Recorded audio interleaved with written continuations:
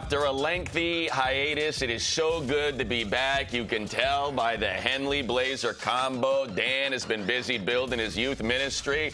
I've just been wandering the streets, but how exciting to have Power Rankings back post-draft, sort of middle free agency as we enter the second wave of free agency edition. Dan, you're in Vegas for a day. We covered the draft for those three spectacular Thursday, Friday, Saturday contests, if you want to call them that, teams bidding for the wares of others. And here we are discussing what was figured out. Vegas, a place of sin, but the Power Rankings is where glory resides. You blessed us with numbers 1 through 8. No doubt the folks in Buffalo awfully excited to see they are in the same spot. The Super Bowl champion Rams at number 2, the AFC champion Bengals at number 4, and then the other conference championship participants, 49ers, Chiefs, in 5 and 7, respectively. So why don't we start there with our Power Rankings conversation. Dan, the Rams are the current champs of the NFL. You have them at number 2.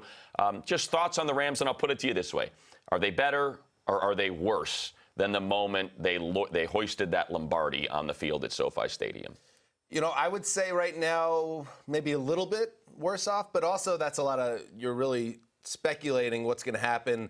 Does the left tackle position get better or worse? Is Odell Beckham going to be in the picture? But I also like some of their moves. Allen Robinson, obviously, but they lost Robert Woods. So there's been a lot of comings and goings, but at the same time, you still have Sean McVay. You have Matt Stafford. You have Cooper Kupp. This is still, to me, an absolute locked and loaded contender, and I think they're one of the great NFC superpowers. So look where they are in money. They're at number 2. I'm not too worried about them. Yeah, I think when you put it in context of the NFC, are they better or worse? That's almost how we have to have this discussion. Sure. The AFC is so overloaded with what we believe to be powerful teams. The NFC, we're kind of searching for what those power players are going to be. So I am concerned about the departure of Andrew Whitworth and going to Joe Noteboom. They have a lot of faith in him. Obviously, Sean McVay's back. He is more important than any player on that team, save maybe Aaron Donald, and Aaron Donald is going to be back. But to me, it comes down to that offensive line with Rob Havenstein and Noteboom at tackles. Are they going to be able to keep Matthew Stafford upright? He was able to kind of navigate through that. A couple little lulls last season. Robert Woods is underrated as a receiver. He blocked his tail off. We'll see whether or not Allen Robinson's comfortable doing that. I think they're trying to make Van Jefferson happen. He's kind of in that fancy Hollywood picture they're doing.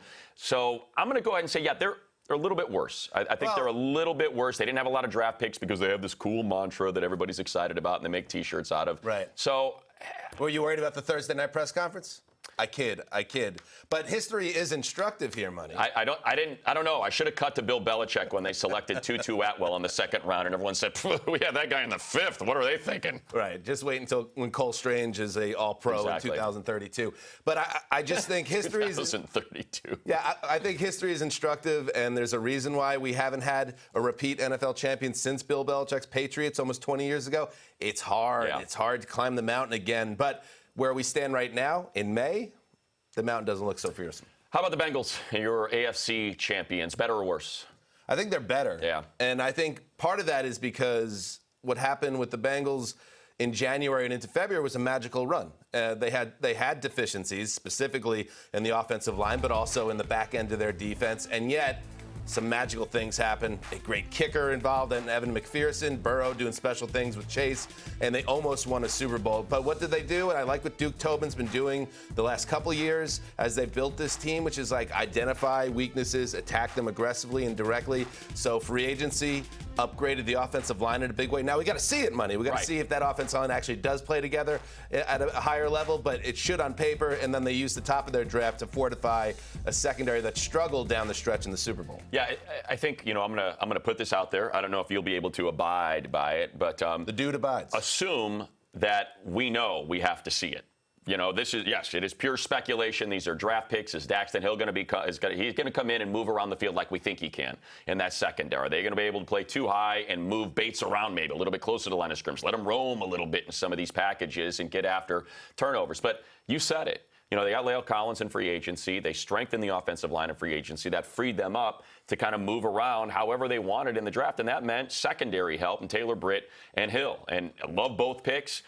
Joe Burrow's there. Jamar Chase is there. Joe Mixon is still there. The offensive line got better. That was our big concern. So, yes, I'm with you. I think the Bengals are better, but it was a magical run that put them in the Super Bowl. May not mean they go back to the Super Bowl, but I think the team is better. And Joe Burrow's up for a godlike extension. Not that God doesn't need money. Well, you would know.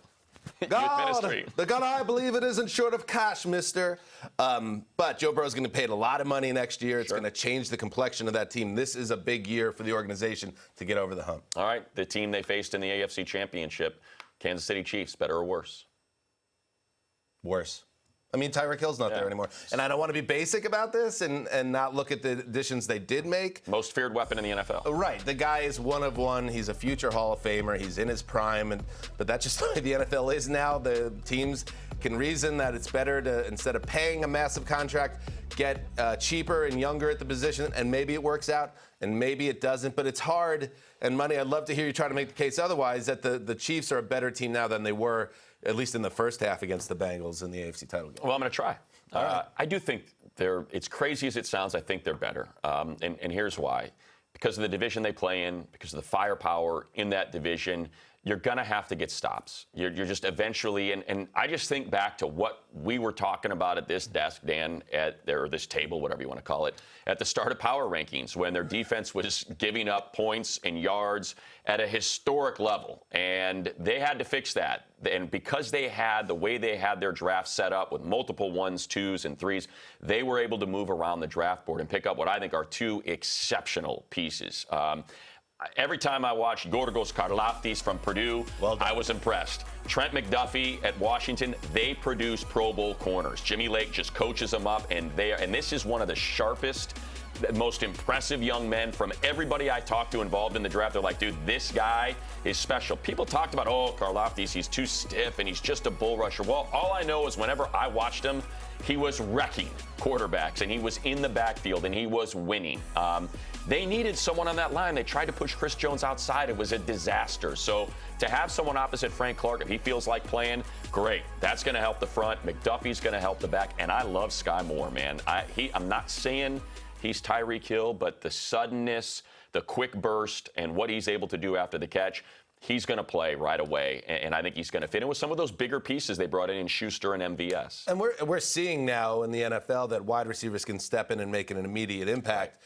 The thing that would just scare me a little bit as a Chiefs fan is, like, he has to make an immediate impact. You need this rookie class, and Moore in particular, to really step up. Otherwise, you know, Travis Kelce's getting a little older. You don't know if he's the same guy. It's harder now for the Chiefs on the subject of contracts and quarterbacks. Like, the quarterback makes $500 million not guarantees, but you know what I mean. They have to be more creative how they build out the roster, and that's where Sky Moore comes in. He needs to hit. Yeah, just to put a button on that, that's the other thing, is I think you've got two offensive linemen working next to each other, in Humphrey and Smith, that are going to be better. They played all of last year. They were good last year, and they got better as the year went on. So now all of a sudden you've got an offensive line that you feel really good about, and maybe last year they were better they were better run blocking than pass blocking. Well, maybe, you know, the reps and the maturity, that helps on that front, and we start to see what we saw from the Chiefs at the back end of last year at the start. Button to a button? Button to a button. I moved them up in the power rankings since post-free agency because I think we were all shocked by that Tyreek Hill move, but moving them up is an indication from me, the old Zeuser, they're going to be all right. Yes. They'll be fine. They're the Chiefs. They have Patrick Mahomes and Andy Reid. You never wrote them off last year. I did. Just for a brief moment. But the AFC West, they opened the door and they let them back in, and they took hold of it and made the AFC Championship. We'll get to the AFC West later. Exactly right. How can we not? Let's go to the 49ers. They were in the NFC Championship game, came up a little bit short. Better or worse? Well, I'm glad that Deebo Samuel is still on the team, because it did feel like, from what's happened in the NFL and the landscape this offseason, that he was a goner. I thought he was going to end up on my Jets. It just seemed like it was all pointing in that direction. It doesn't happen that way, and hopefully for the Niners, it stays that way. We'll see. This is a kind of, like, keep an eye on this situation throughout the summer, as annoying as that might be. The other part of their story is Jimmy G's still there. And obviously that shoulder surgery mucked up his trade market. And I just wonder if, as now we're getting into May and getting to OTAs, and before you know it'll be training camp, are they having conversations like, you know what, I know he's expensive as hell to be a backup, but maybe that could help us win a Super Bowl if it doesn't work out with the kid. So what you just said is exactly why I think they're worse, because I'm convinced they're going to go with Trey Lance. and he got no reps last year. You know, they were too good, and Lance was too raw, and they're making this Super Bowl run all the way to the NFC Championship, so Jimmy Garoppolo gets all the ones, gets all the playing time, and here's someone who, when he was drafted at number 3, scouts said immensely talented, highest ceiling of anyone in this class because of the dual threat nature, but he played 1 year of college football, and that was at North Dakota State. So talking about a guy that had 1 season and 1 game as a starter, got 0 reps with the ones, he's essentially coming in as a rookie. Yeah, you can sit and you can learn and you can absorb, and people will point to Patrick Mahomes and how well that worked out for him. Well, Patrick Mahomes had a few seasons of starting at Texas Tech under his belt. Lance has got such limited reps. That's my main concern. I like what they did in the draft. I love Danny Gray at SMU, and we know that Kyle Shanahan every single year finds a running back deep in the draft or in the middle rounds that comes in and averages 5.5 yards per carry. His system works. The defense is intact. The back end is, you're not crazy about it, but again, in the NFC, yeah, I could totally see this team being in the Super Bowl. There's no impenetrable force atop the ranks of the NFC that would make you look at that 49ers defense and say, nah, they can't get it done. Yeah, and there's a parallel to me with the Jaguars and what they did at number 1 with Trayvon Walker and what ultimately the Niners chose to do with Trey Lance last year, which is Mac Jones was probably the safer pick.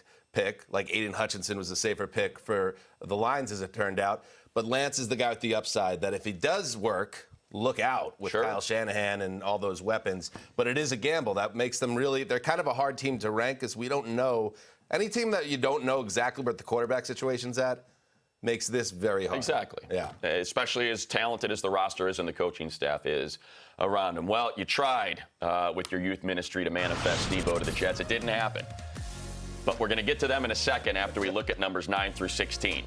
Chargers, Raiders, 2 AFC West teams back-to-back there. Look at those Ravens moving up 4 spots after a disappointing 8-9 season with that injury-riddled squad. We're going to discuss them in a moment. But when we return, first topic on the table. There he is. Listen, if you want to win a title in April and May, stop it. The Jets are your squad. Get out of here. It was an exciting day. Stop. I don't take You didn't feel like they won? I felt like they won the day. I was excited for you, Dan. Won't be laughing in February. Cynthia Freeland will join us to use math to make sense of how much better the Jets got next.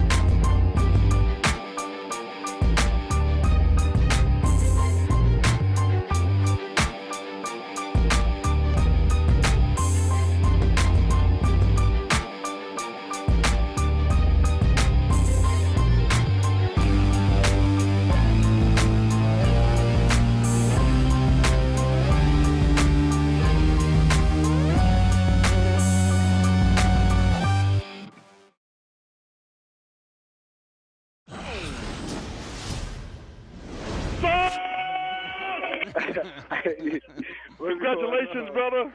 Hey, yelling. Hey, man. Hey, we're excited. We sweated for about 15 minutes, but you were always the one, man. And from one Detroit kid to another. We're going to have a hell of a time out here turning this thing. And Yes, sir, I most just want to congratulate you and your family. Enjoy this. I'm going to pass you on to our owner. Wow. Woo! You were always the one, kid. Oh, if you could have seen the smile on the Zeuser's face, the excitement from head coach Robert Saleh. The Jets LFG stuck between 32 and 29 all of last season, up 4 spots all the way to 24. Hey, they're in the third quadrant, money. Unbelievable.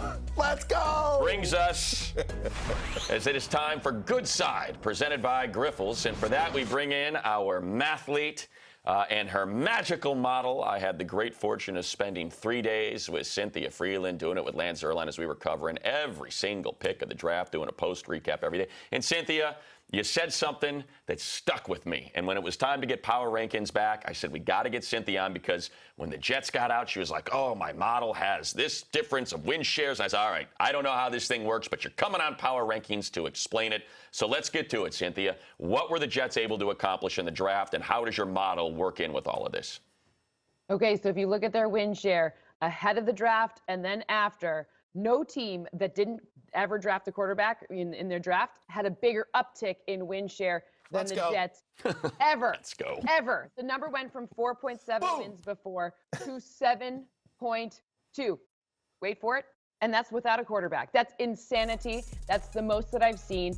You have to remember, you do get a little bit of help here because the schedule dictates part of the win share. And playing a fourth place schedule means there is more opportunity to kind of get up higher. Let's go. Win those games. The first 4 picks alone added over 2 games in win share. So they did a really nice job. Congratulations from, another Detroit person. Well, I'm like East Lansing person, but still another Michigan person it's a lot of added Detroit. into the mix. Had to get it in there, I want someone to tell me I was always the one. You always have been, Cindy. Money was being snarky, as he's known to be. When you're passionate about something, let me try to chop it until it dies. And the truth is, the Jets have won free agency before, and then the season came and they didn't really win anything. But winning the draft is new business for the Jets. You're absolutely right. And hitting those the 2 top 10 picks there, getting the wide receiver and the cornerback, 2 huge area needs, trading back in to get a falling Jermaine Johnson, that was huge. And then getting Breece Hall and Michael Carter. One thing the Jets failed at miserably was surrounding Sam Darnold and giving him a chance. You cannot say the same thing about Zach Wilson. This is a roster that's compelling on both sides of the ball. Can the kid play behind center? I don't know. But if he can, 7.2 is low. Hey, easy. I refuse. Yeah, 2.5 wins, for goodness sakes, and none of these guys have even played it down yet. You're attacking her for being it too low. What did Zach Wilson show you last year that suggests that he should have more win shares than Cynthia projected? My goodness, you're so greedy. Year, you can't be happy with what she's gifting you. Sauce Gardner was on the Around the NFL podcast right after he got drafted, and I said, this is the deal, Sauce. This is what you're walking into. It's been 11 years without a playoff I'm sure appearance. He really perked up when you said that. And you know what he did? He said, with all due respect, I don't care about any of that. And you know what? Light went off over the old Zeuser's head. Yeah. I don't care either. Hey, let me tell you about Ken O'Brien. All right, Sauce, this is what you're walking into. Let's get to the Ravens, Cynthia, squad that was on the cusp. I mean, they were in the mix the very last game of last season of being in the postseason, and a lot of people like what they did in the draft. I love what they did in the draft. They went from 8.3 to 9 wins. There are some questions because they do need to figure out what's going on at wide receiver. However, this is a big uptick, even though it doesn't look as big as the last one we saw. Why? Because their division is ridiculously hard. The Steelers got better. The Bengals are just coming off of a Super Bowl, and that other team in the division, okay, whatever, we're going to move on from them. But when I look to see the AFC, this is a really big uptick as well without a quarterback. 0.7 wins, that's almost a full game just from this draft where kind of the best players sort of fell to them. Well, speaking of the ATN, I was doing it out there at the Combine, Dan, when we talked about Kyle Hamilton. I said, I think he might be the best player in the draft. And the Ravens do what the Ravens do. They sit, or they maybe move a little bit incrementally, and they take the best player that's on the board. They did it with David Ojabo, even though he might not even play a single snap this year. Whatever. They'll have a top 20 pick the following year. They are exceptional at the draft. They get Tyler Lindenbaum. Even though he doesn't necessarily fit their traits, he's still an exceptional center, and it was the one hole they had on that offensive line. You mentioned wide receivers, Cynthia. They don't need no stinking wide receivers. Just draft 2 more tight ends and go back to what you originally did when you got Lamar Jackson out there. What about the machine and injury, attrition, and all the things that haunted them last year? They should get a bounce back this year, and they should be less hurt, right? Like, I mean, it all has to average out. Yeah, it does average out, but the problem is their division is also very good. So, you get dinged a little bit more. Like, look at the AFC West. They could have an amazing draft, and it just moves them just a teeny bit because the level of competition is so hard. We don't know if Deshaun Watson is playing, right? Oh, boy, you give a guy 2.5 wins, and all of a sudden the AFC North is no good. No, we don't know if Mitch Trubisky might be the Pittsburgh quarterback. We'll get to all that later. The Bengals just went to the Super Bowl, and the Steelers have a ridiculous defense. Come on. Hey, you know what we're not focused on here? This. Your gut, all right? We're focused on her model. I'm working on it. And Matt, how about the Cardinals? Breaking news yesterday that DeAndre Hopkins out for the first 6 games. What did that do for win shares? Okay, so it's conceivable that the Arizona Cardinals knew about this ahead of the draft. So there's opportunity costs involved here, meaning they could have gone for a different position, but they had to orchestrate this trade and figure out their wide receiving core, because it's likely that they knew ahead of time that this was coming down the pike. So they went for me from 9.6 wins to 9.1 because they sort of had to chase situations that they weren't necessarily anticipating ahead of finding out this news. And by the way, DeAndre Hopkins is one of the best players in all of football, and we know how valuable wide receivers are. So this is a big loss. 6 games without Snoop is going to be difficult, especially because usually the Cardinals come out of the gate strong, and they're not going to probably be able to come out as strong as they usually do. It makes sense, too, that draft night. I remember the eyebrows were arched when Hollywood Brown fetched a first-rounder. It's like maybe because the Ravens had the Cardinals over a barrel because they knew what was going on. I dropped them when I first wrote the power rankings. I had them at 18. Then when we found about the suspension for Hopkins, dropped them to 20. That kind of lines up with your 9.6 to 9.1. Yeah, I'll tell you, Cynthia, sunk cost, Dan having to sit with this bum. Opportunity cost, he could be out there at NFLshop.com buying that Sauce jersey. Oh, me and Sauce were talking on the ATM podcast, and you know what I told him? There's allegedly Sauce. There's Sauce in the chain. He keeps Sauce in the chain. Exactly. Yeah, I know. I saw that. When we're on the parade float together, I'll be wearing the necklace. We'll be arm in arm, best friends. That's exactly right. Put a little bit of Grandpa's cough medicine in that sauce, depending if you know what I mean. All right. Thank you, Cynthia. That was Good Side, presented by Ripples. Well, when we return, we're going to call it the Killer Bees because we got the Bills, we got the Bucks, we got the Bolts, and we got the Browns discussing each of those squads. Did they move up? Did they move back? Power rankings, opportunity and sunk cost conversation next.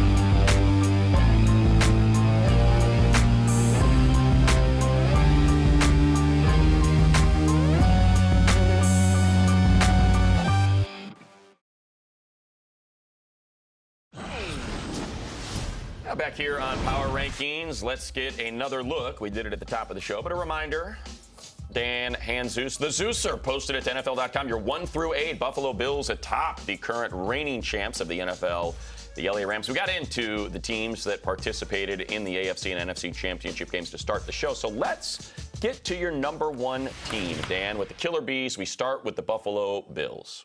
Yeah, I think the Bills have built something obviously special on both sides of the ball, and they had the luxury to just kind of put the finishing touches on what I think is a championship roster. So they find their cornerback opposite of Tre'Davious White. I think that was the only big hole I saw on the roster. Then you go and get James Cook, brother of Dalvin, and that was the other area of the roster I thought needed some juice, was the running back room.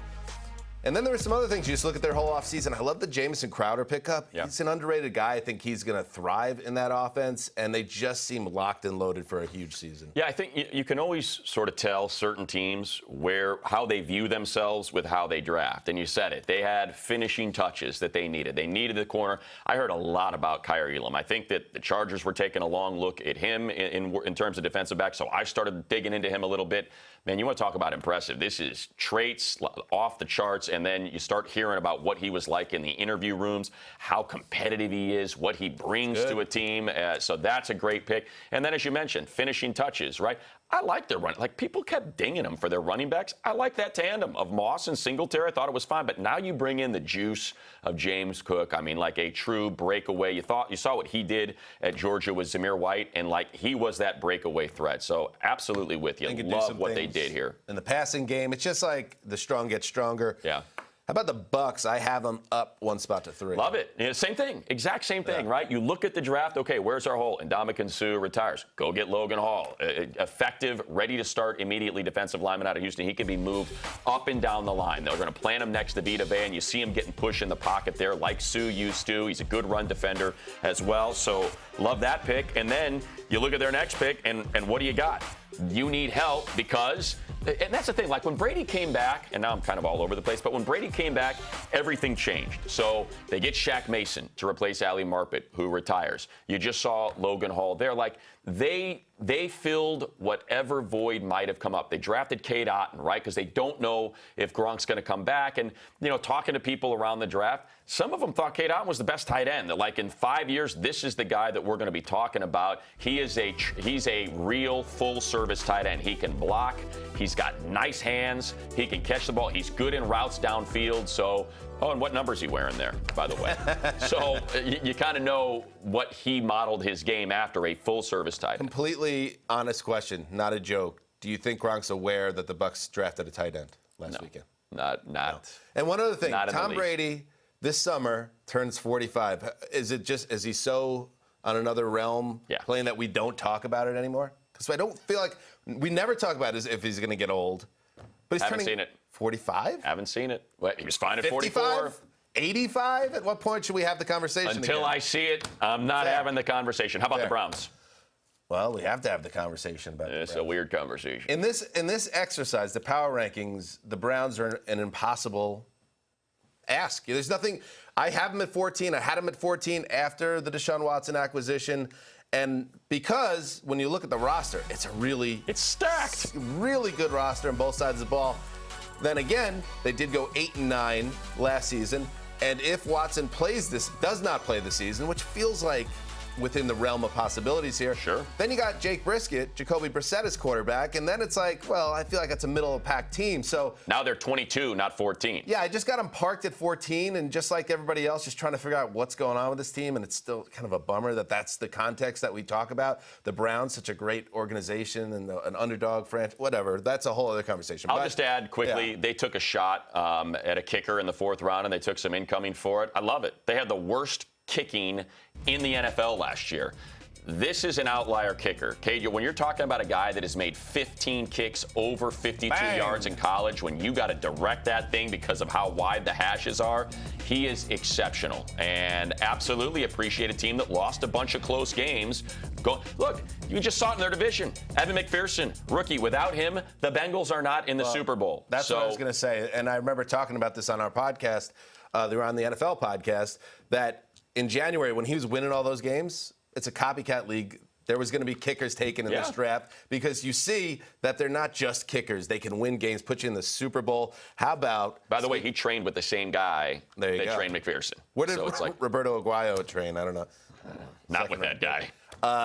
The Bolts. Little of a cheat. The Chargers, Bolts, let's fly. So the Chargers did most of their damage in free agency, right? They needed a corner. They get the best one on the market in J.C. Jackson. They needed a pass rusher opposite Joey Bosa. They go out and trade for Khalil Mack. And now you've got Khalil Mack and Joey Bosa on the same line. I mean, that is absolutely terrifying. Are there some depth concerns? Sure, but I don't know if they're going to get hurt. If they stay healthy, one thing I know, that guy's going to pick off a lot more passes, as he's done more than any other corner the last 3 years in the league. So by doing that, they were able, as we continue to talk about, to put some finishing touches on the roster. The right side of the offensive line was an issue. The left side, exceptional. Rashawn Slater, Matt Filer, Corey Linsley at center. They ran behind it at over 5 yards per carry. They gave up almost no sacks. Rashawn Slater, as a rookie, made the Pro Bowl. He probably should have been an All-Pro. So what do? They go out and draft Zion Johnson at right guard. He was the #1 offensive lineman on their board. They said they didn't care if it was tackle or guard. They just wanted a starter, someone who was plug and play like Slater was last year.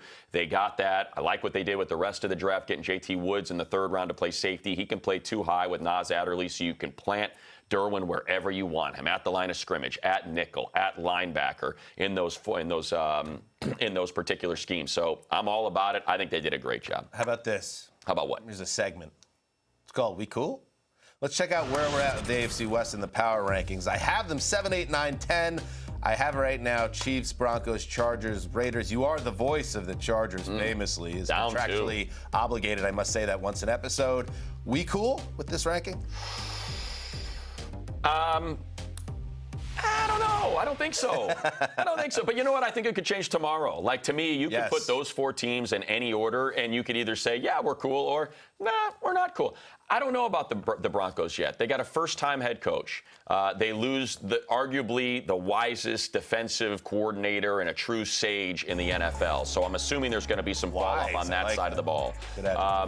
You know, is Russell Wilson going to fit? How many offensive coordinators did they try to get up to Seattle to see if he would change instead of holding on the ball so long? And, we're going to get it out quicker. We're going to make some plays.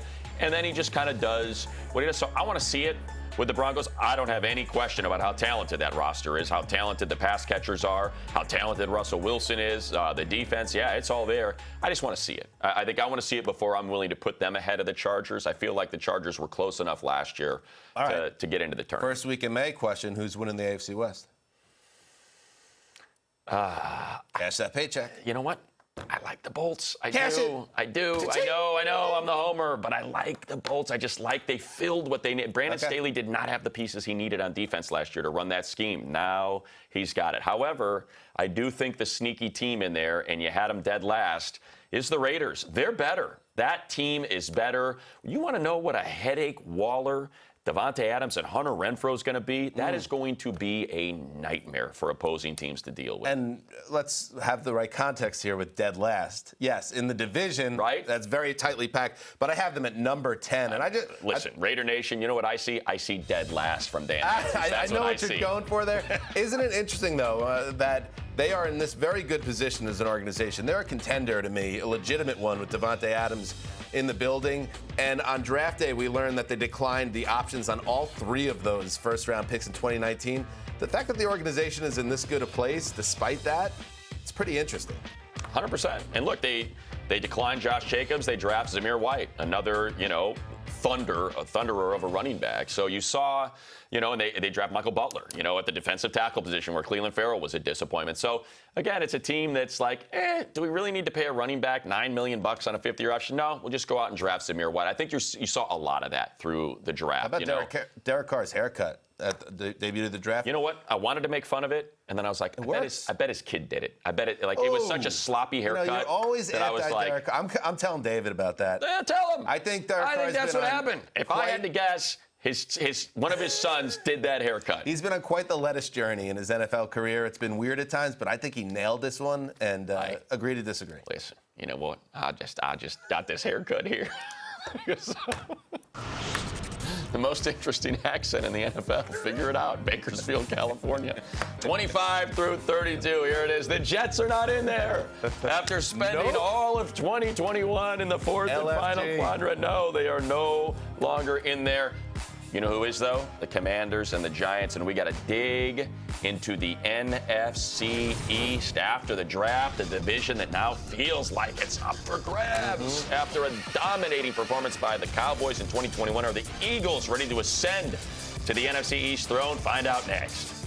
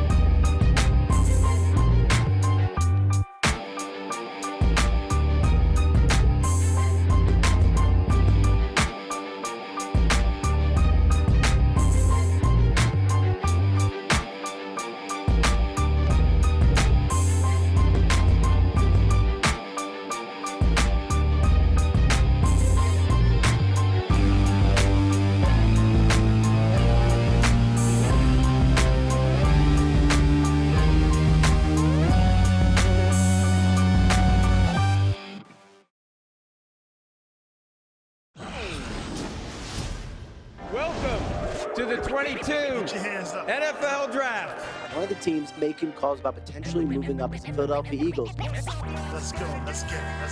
For the Eagles, leapfrog the Ravens. With the 13th pick, the Philadelphia Eagles select Jordan Davis, defensive tackle, Georgia. The fact that they traded up for me just shows you how much they really want me, and I'm ready to give everything I got. The Tennessee Titans, they just traded a third-round pick and A.J. Brown to the Philadelphia Eagles. So I love A.J. Brown. We all do. Just now entering his prime, and for a team that wants to win a Super Bowl. I thought the Eagles had a slam dunk, and we can go through all the different players, but that guy right there, A.J. Brown, might be the biggest difference maker in the NFC East this season.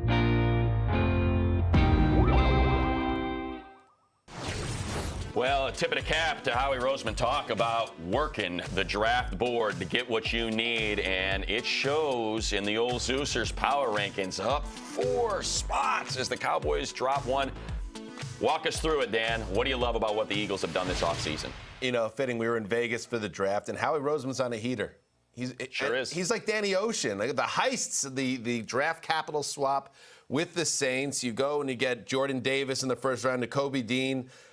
Slides to you in the third. He slides to you in the third round, and that's obviously could be paid huge dividends. And then the A.J. Brown trade. And you look at that division and you say to yourself, okay, the Cowboys had a big year last year, but they could come back to the pack a little bit. The Eagles rising with Jalen Hurts with another year in the system. I think they're contending for the division. Yeah, look, I think you talk about building a pass-catching room, right? A.J. Brown, huge, physical. Devontae Smith, smooth, route runner, exceptional after the catch. And then Dallas Goddard, who turned out to be one of Jalen Hurts' favorite targets, so much so that they let go of Zach Ertz. Love what they did on the offensive side of the ball. Defensive side, man, Jordan Davis.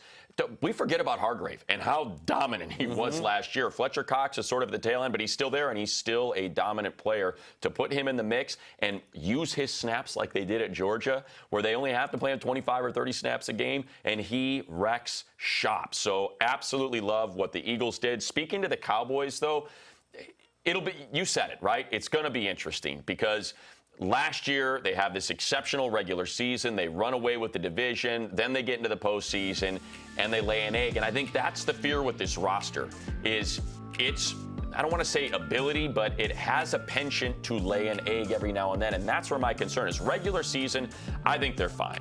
Look, they lose Randy Gregory. They still have Lawrence. DeMarcus Lawrence is one of the most feared pass rushers in the league. And they draft Sam Williams. He dropped because of some character concerns, some serious character concerns where he was off of some people's board. But you cannot dispute the talent. So they replace Gregory with him. And, you know, they get Tyler Smith in there to help out on that offensive line. So I don't think they're going to take much of a step back. I think it's more about the step forward that the Eagles are taking. Yeah, they'll be all right. Yeah. But there are a lot of one-night stands with the Cowboys in success in the last 10 years. How does this season play out? The Giants, by the way. Let's get to the Giants. A big weekend for the Jets. But the other New York team, too, needed something good. And Kayvon Thibodeau at 5, Evan Neal at 7. 2 huge areas in need that give that organization a little bit of juice. They still got a long way to go. I also like the decision, unorthodox as it was, to decline Daniel Jones's 5th-year option. If he ends up finally balling out in year 4, franchise him. Live with it. Yeah, you franchise him and you're fine. Yeah, it costs you money, but at the end, you're still winning. Yeah, no doubt. Love what you look at their pass catchers, they don't have a true number one. Like, there's still some issues there. Now, look, Saquon comes back. That offensive line is dominant. Maybe you got something. I have faith in Brian Daboll. Exactly. So just quickly on the Commanders, I like what they did, you know, and I like this team. I like that front. They love Alabama interior linemen. They get Fidarian Mathis to rotate with Jonathan Allen and Deron Payne. You can't argue with the edges. If they're healthy, Montez Sweat and Chase Young are as good as any duo in the league. They get the pass catcher and Dotson to go along with Terry McLaurin and Curtis Samuel. Man, that is a scary trio of receivers as well. Big question. How's Carson Wentz going to be? When's the UNC kid starting over? You know what? Sam Howell. Week 12? Shame on you, NFL. That guy is not a 5th-round pick. He is going to end up starting some games. He throws a beautiful ball. I will not be surprised if he's in there as the starter at some point this season. All right, so how about that? A little NFC. See, I did the UNC action. kid thing. That's one of those. That's like an industry thing. Like this guy gets it. He knows things. We have yet to talk about the Packers. They did not draft a wide receiver in the 1st round. We'll dig into that next. You know what I mean? I know what you mean. Yeah, kid. You Tar Heel kid, huh?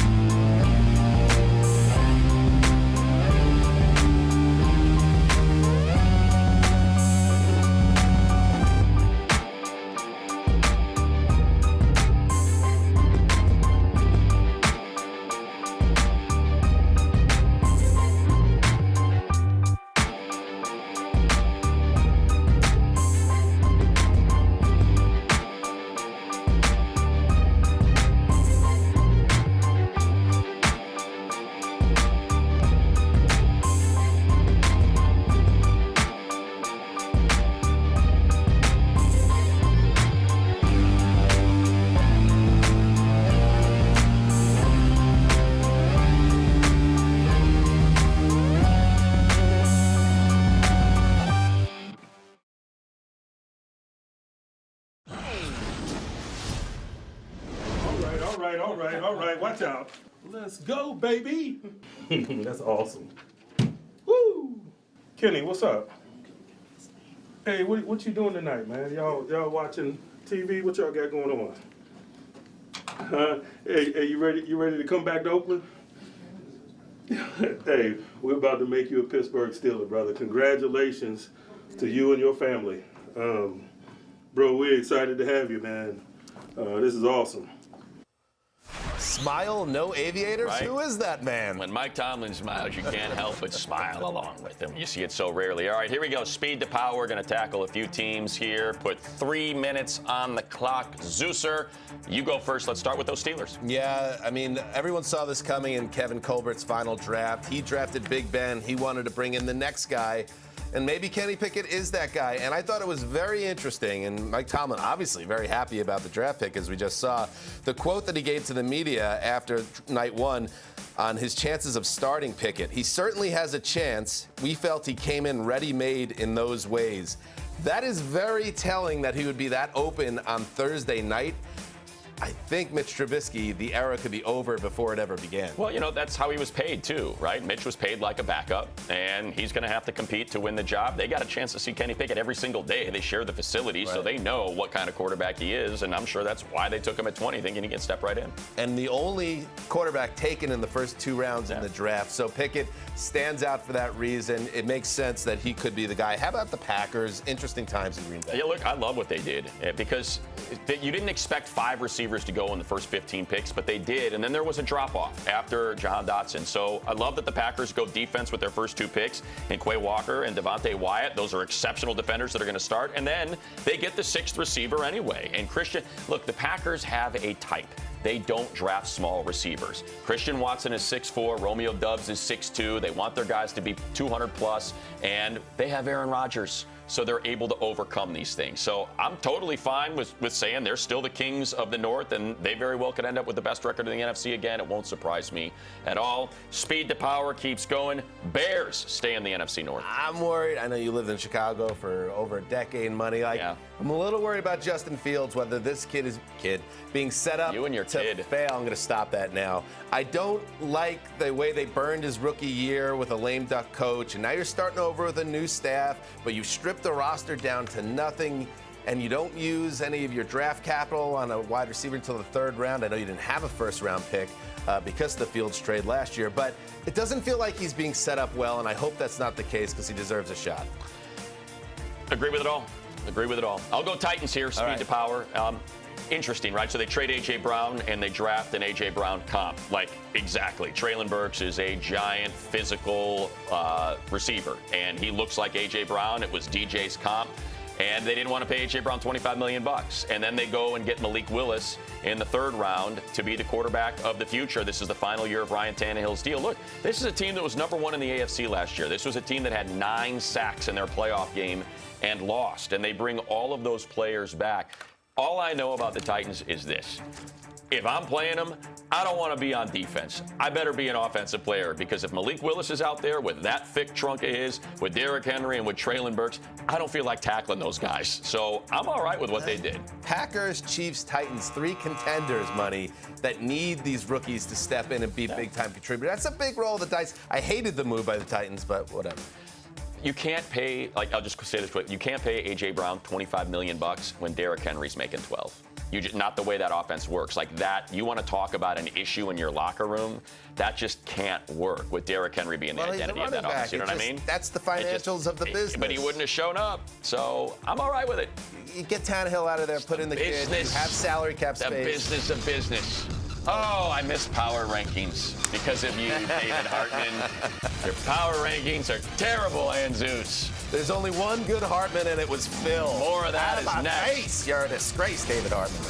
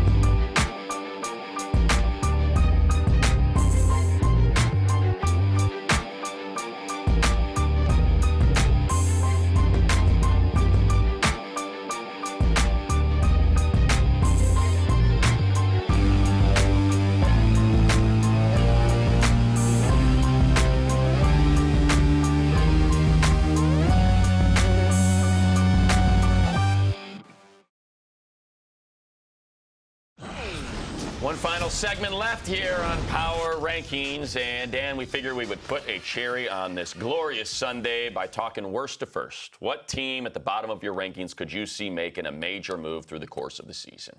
I'm going to say the Jags. And I don't mean like a Cincinnati worst, almost winning the Super Bowl thing.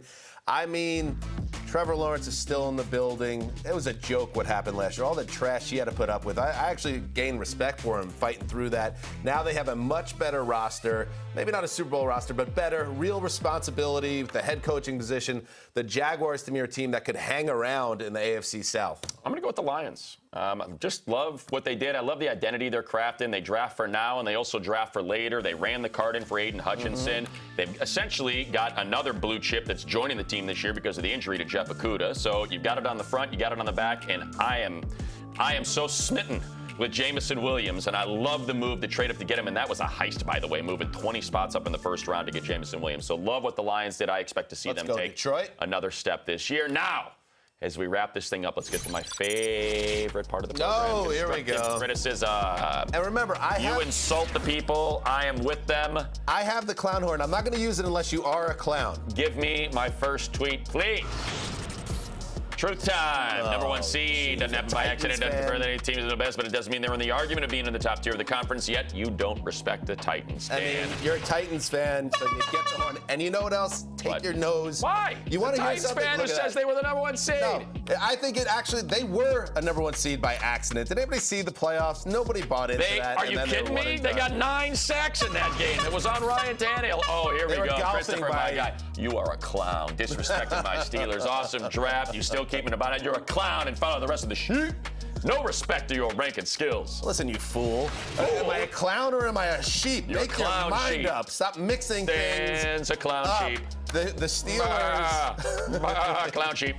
The Steelers are fine, but let's calm down about needing respect right now. Do something. Hey! I didn't want that. Why can't they all be like Shame that? on you, Phil. Where's my single? Good job, Philly Where's my Madden. single? Where is it? Where's my single? This is for you, Phil. Oh, Dare you. wide right. I Not missed even in it. the shot. Gosh, it was Not great even being in back. The shot. Thank you so much Neither was for that. watching. When will we be on next? Don't know. We're being sued for divorce, so indefinitely we'll be off. But Maybe hopefully see we'll you. see you soon. Thank Maybe you won't. for tuning in. Appreciate it. Bye.